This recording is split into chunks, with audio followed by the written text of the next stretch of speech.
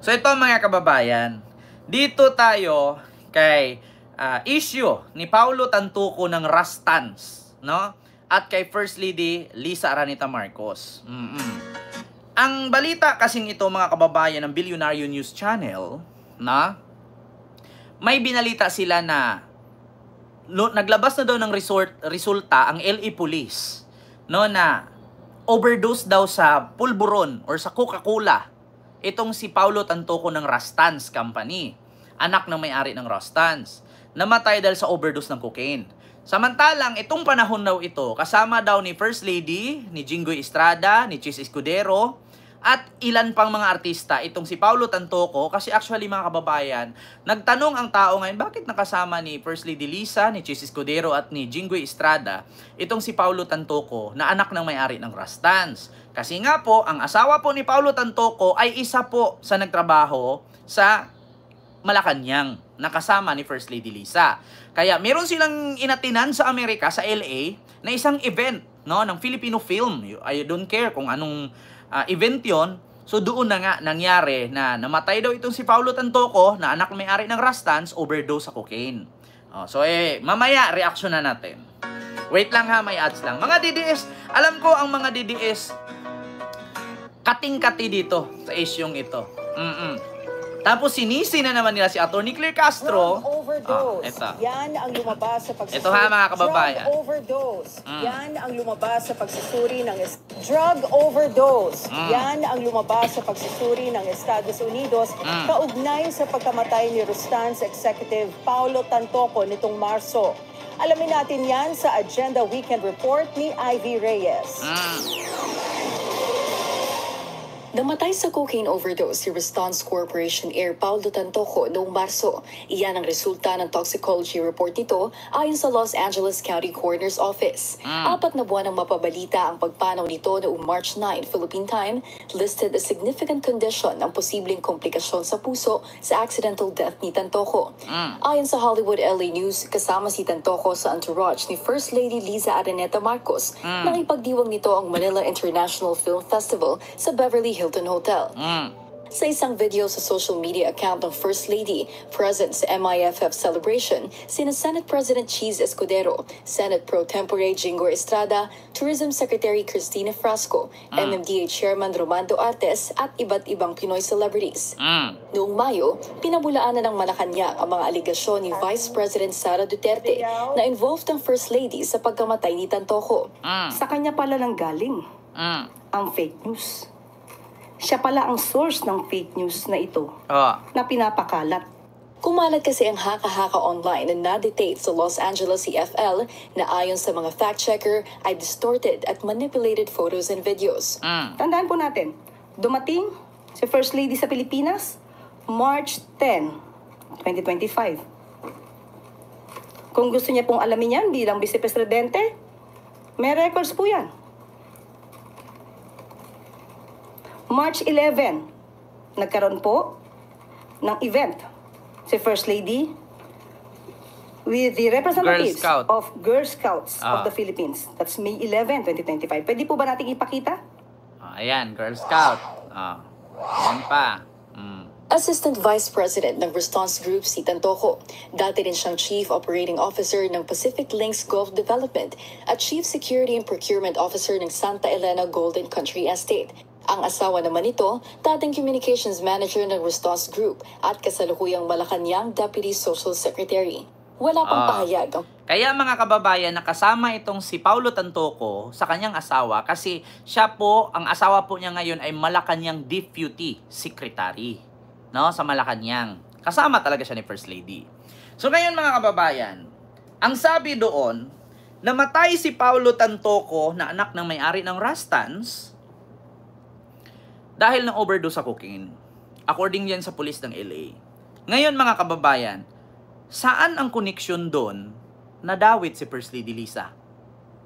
Tanong ko mga DDS, saan banda at saan doon natin maikunik na namatay si Tantuco dahil sa overdose ng cocaine at koneksyon ni First Lady? Ngayon, kung sabihin natin, kasi Ken, kasama kasi ni First Lady yan. So namatay si Tantoco, dawit si First Lady dyan. Ngayon, ang tanong ko, bakit si First Lady lang? Nandun din si Chis Escudero, nandun si Jinggoy Estrada, at nandun yung ibang artista. Di ba? Bakit si First Lady lang? Bakit hindi nyo idawit si Chis Escudero, si Jinggoy Estrada, at yung mga artista sa pagkamatay ni Tantoco? Ngayon, tanungin ko kayo mga DDS, nandyan si Jinggoy, nandyan yung mga artista, nandyan si First Lady, nandyan si Chis Escudero. Bakit hindi nyo subukang tanungin si Jinggoy, si Chis Escudero, at yung mga artista, kung kasama ba ni First Lady sa kwarto si Tantoco nung namatay? Pwede nating sabihin dawit si First Lady dyan kung si First Lady kasamang namatay. Di ba? Kung kasamang namatay si Lisa, katabi ni Paulo Tantoco, sa madaling salita, dawit si First Lady. Ang problema, bakit buhay si Lisa? At ang issue ng mga DDS, nakakulong daw si Lisa. Nasaan yung record na nakadetain si Lisa sa LA Police ng Beverly Hills? Kasi pag sinabi nating overdose at namatay si Tantoco sa cocaine, sa pulburon, di ba? Anong koneksyon ni Lisa doon? Pwede nating sabihin may koneksyon si Lisa kung kasama si Lisang namatay. Ibuhay si Lisa, patay si Tantoco. Saan ang koneksyon doon? Pangalawa, kung sinabi ni Sarah na isa si Lisa sa sangkot sa pagkamatay at nakulong daw si Lisa, sabi ni Maharlika, nasaan yung record na na-detain si Lisa? Si Tantoco namatay pitsa 10. Si Lisa umuwi pitsa 11. Pitsa 12, may inatinan pa siyang Girl Scout event. Di ba? Kayong mga DDS, isipin yung mabuti. Ma'am Desiree, Lorenzo, hello po.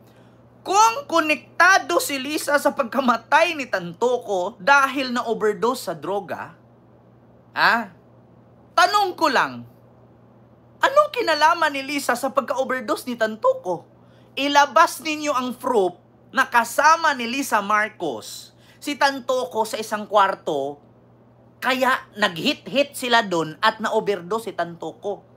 Maglabas din kayo ng issue, katulad ng Denchis, isang bakla dyan sa LA na panot, na malaki ang noo, parang kamukha ni Banat Bay, na naglabas ng issue na yan. Si Denchis.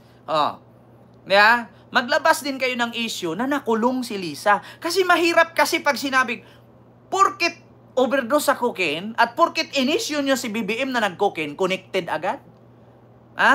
Parang kay Digong lang yan. Sinabi ni Sarah, payat si Digong. Ano ang sabi ng mga DDS at kakamping? Baka mamatay na sunod yan, payat na eh. Baka. Di ba? Nilabas ni Sarah, payat na si Digong.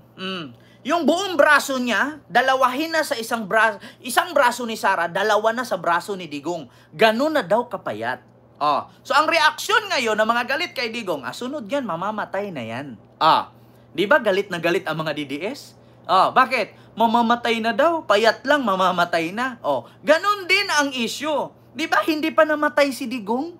Kasi payat baka sunod yan, mamamatay na. Ganun din ang issue kay Lisa. Namatay si Tantoco dahil sa cocaine. Ang tanong ngayon, anong connected kay Lisa doon? Dati ang sabi mo hindi totoo. May sinabi ba akong hindi totoo? Ang sabi ko, ilabas ninyo yung record na nakakulong si Lisa. Mahirap kasi sabihin, porkit kasama, sangkot agad. Kung isa-isahin mong tanungin si Chis Escudero, si Jinggoy Estrada, yung mga artista na kasama nila doon, anong sasabihin nila? Huwag yung sabihin si Chis Escudero, si Jinggoy Estrada, magsisinungaling pa at pagtakpan si Lisa. Di ba? Tapos sabi ninyo nakakulong, nakadetain, at meron pa daw bracelet na GPS. May bracelet daw na may GPS. Nilagyan daw ng bracelet si Lisa na may GPS doon sa Police LA para matitrace si Lisa kung nasaan. namatay si Tantoco, overdose sa cocaine? Dawit si Lisa? Porkit kasama mo sa event, dawit na agad? Kung magdawit kay Lisa, idamay nyo si Chis at si Jinggoy kasi nandun din sila. Di ba? Ganun lang yun eh. Kung totoo na dawit si Lisa, edi sana nakulong si Lisa. Alam nyo ba? Ang cocaine or shabu at ecstasy, yan po ang pinaka-prohibited substance sa buong may visa country. Di ba? Prohibited substance yan sa lahat ng visa country. So, once na sinabi niyong dawit si Lisa, edi sana nakulong siya. Yung mga Hollywood nga na mas powerful at popular pa kay Lisa, nakukulong. Si Lisa pa kaya, first lady lang ng Pilipinas? Hindi naman siya Hollywood star? Tandaan ninyo, cocaine is the most prohibited substance. So once mahuli ka, tignan natin, batas sa Pilipinas, kapag nagshaburade, di ba, 5 meters mula sa hinulihan ng shabu, damay. Si Lisa pa kaya, nakasama si Tantoco daw di umanong namatay, ba't hindi kinulong? Di ba? Yan ang mahirap sa inyo mga DDS. Di ba abogado si Sarah? Ba't hindi nyo itanong? Di ba kapag nag-raid ka patungkol sa shabu or droga, 5 meters mula sa naganapang raid, dawit ka. Kung malapit ka dun at nakita ka na may ni-raid, na nandun ka, sangkot ka dun. So ngayon, kung sangkot pala si Lisa, ba't hindi nakulong? Asaan yung proof na si Lisa ay nakadetain? Si Tantoco namatay ng 10, si Lisa umuwi ng 11. So ibig sabihin, ano yun? 12 hours kulong lang, tas laya na? Grabe naman ka-powerful si Lisa. Yan ang problema sa inyo mga DDS eh. Kakainom nyo ng Sunrox yan na may flavor na fentanyl. According sa batas sa buong mundo, once na nahulihan ka na nagdodroga, 5 meters, kahit hindi ka kasali, once na nandun ka malapit sa hinuli, dawit ka na nun. Diba? Kung dawit si Lisa, tanong ko lang mga DDS, bakit hindi nyo itanong kay Sarah? Abogado siya, diba? Alam niya ang batas, diba? Pagdating sa mga ganyan, diba? Yun lang tanong ko, mga DDS, asaan na si Bibi Baste? Itanong nyo kay Sarah, abogado siya. Yeah? Alam ni Sarah kung ano at ilang metro, ilang pulgada ang layo, madadawit ka in case na nakitaan na may chemical substance, isa na ang cocaine, marijuana at droga. Diba? 5 meters away lang. Sa pinangyayarihan, dawit ka na nun. Di ba? Mga kababayan, ba't hindi subukang itanong? Ngayon, kung nandun si Lisa, ba't hindi kinulong? Namatay si Tantoco Jess, umuwi si Lisa 11. Umattend pa ng Girl Scout 12. So sino ba ang kasama ni Tantoco? Binigkas sa Bilyonaryo News si Chis Escudero, Jinggoy Estrada, mga artista, at si Lisa Marcos. Bakit isa sa kanila walang nakulong? Bakit nakauwi si Chis Escudero? Bakit nakauwi si Jinggoy Estrada? At bakit nakauwi yung mga artista? At bakit nakauwi yung asawa ni Paulo Tantoco? Kung sangkot sila sa pangyayari. Kapag DDS talaga, fake news fiddler. Hindi nyo ba naisip na ultimo si Sarah, biktima sa fake news ng DDS? Ikaw ba naman i-editan mo na payat na si Digong? Di ba? Ikaw ba naman mag-edit ka, payat na si Digong? Anong sasabihin ngayon ng mga Anong sasabihin ngayon ng tao? Tapos sasabihin ni Sarah, papatunayan ko lang po, hindi po totoo ang picture. Tignan nyo, DDS din may gawa niyan. Ngayon, kung maglabas ka ng picture na ganyan, anong sasabihin ng DDS? AI yan. Sino bang mahilig sa AI? Di ba si Bato? Di ba? Kaka-fentanyl nyo yan eh. Ito pa anyari. Di ba? Yan. Yan ang sinapit. Yan o. Di ba si Sarah, isa din sa biktima sa fake news? Di ba? Alam nyo yan. Kapag nangyayaring ni-raid or hinuli na may shabu issue, 5 meters away, doon sa ginanapan or pangyayari, dawit ka na. So doon kay Tantuco, nilabas daw ng LA Police, ang record is overdose sa cocaine. Ba't hindi kinulong si Lisa kung overdose sa cocaine? Diba? Ang tanong ngayon mga DDS, bakit si Lisa malayang nakagala-gala? Saan yung sinabi niyong bracelet na pinasuot sa pulis? Para daw ma-identify kung nasaan si Lisa at may GPS daw.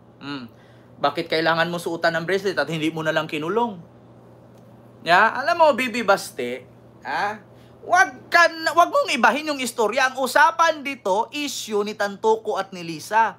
Ngayon, ang tanong mo, pag na-presidente si Sara, saan ako? Anong masasabi ko? Eleksyon na ba? Mananalo na ba? Nako, mga kababayan. So ito tapos na tayo dyan. Hindi kayang sagutin ng mga DDS yan. Kung si Tantuco, given na yon, overdose sa cocaine, bakit hindi kinulong si Lisa? Kung sangkot si Lisa doon. Ay, Diyos mio Marimar, mga kababayan. Si Lisa nakauwi ng 11 sa Pilipinas. 10 si Tantuco namatay. Kung galing ka ng Amerika, malamang sa malamang, 9 pa lang, nagbiyahe na si Lisa. Bakit? 24 hours mula Amerika papuntang Philippines. 'Di ba? Namatay si Tantuco 10. Si Lisa dumating sa Philippines 11. So 24 hours ang biyahe. So pitsa 9 pa lang, si Lisa umalis na ng Amerika. Dating siya dito, pitsa 11 na. So 9 ang biyahe, 24 hours yan eh. 'Di ba? So 2 araw halos yung biyahe niya. 'Di ba mga DDS? Isipin ninyong mabuti yan. Namatay si Tantuco pitsa G's. Dumating si Lisa pitsa 11. So ano yun, 1 araw lang biyahe from Amerika? Walang connecting flight? Anong sinakyan yung private plane ni Kibuloy? Tigilan nyo nga ako. Gaano kabilis yung sinakyan niya? My God. Isip kayo. Ganyan kabilis ang utak ng mga DDS. Akala siguro nila si Lisa may lahing aswang. Maghidid lang ng lana, sing bilis pa ng isang pitik mo lang, nas Philippines ka na. Ang biyahe po ng Amerika to Philippines, 24 hours po yan. Halos 2 araw. So nanggaling si Lisa doon ng 9, nakarating dito 11. So, namatay si Tantuco 10. Paano nangyari sangkot si Lisa? Alam mo, Bibi Baste, wag mo kong tanungin yan. Tanungin mo yung kapwa mo, bobong DDS. Sabi niya kasi, paano nga if after ng investigation pa, lumabas na may kinalaman si Lisa, magsusuri ka ba? Ba't ako magsusuri? Bakit? Sangkot ba ako doon? Pati ba ako sangkot mo? Ganyan ba kayo kagaling mga DDS mag-isip? Magsusuri daw ako. Ba't ako mag-sorry? For what? My God! No one... Wala akong karapatan mag-sorry, oy. Hindi naman ako sangkot. My God. Ilabas nyo nga yung issue na nakulong. Sus ko, after the investigation daw. Kailangan pa bang i-investigate? 9 si Lisa umalis, dumating dito 11. Namatay si Tantuco 10. So ano yun si Lisa? Dumaan parang bato na hinagis mo, may paganon-ganon sa tubig. Dumaan muna si Lisa, tas flight ulit. Ano yun? Ang tatanga talaga, mga DDS. Alam mo, DDS, wag na kayo makipaglaban. Bakit? Lahat naman ng sinusuportahan nyo, puro kriminal. Lahat ng kadalasang sinusuportahan nyo, nakakulong. So, paano kayo mananalo sa amin? Yung mga idol ninyo, nakakulong. Yung sunod ninyong idol, ikukulong pa lang. Hindi kayo mananalo sa amin, mga DDS. Bakit? Biruin nyo, si Harry Roque, pugante. Si Digong, nakakulong. Sino pa? Si Kibuloy na Diyos ninyo, nakakulong. Si Bantag na pulis ninyo, nakakulong. Sino pa? Yung magaling na yung congressman, si Tebes, nakakulong. Halos lahat nakakulong. Hindi nyo ba naisip, mga DDS, na lahat ng sinusuportahan ninyo, puro kriminal? My God. So tell me who your friends are, and I will tell you who you are, Bibi Baste. Sabihin mo sa akin kung sino ang sinusuportahan mo, Bibi Baste. Tell me who your friends are, and I will tell you who you are. May kaibigan kang 4 na adik, ikaw hindi adik, anong tawag sa'yo? Adik na rin, ganun yun. Diya? Diya? So yun lang, sunod, mga kababayan.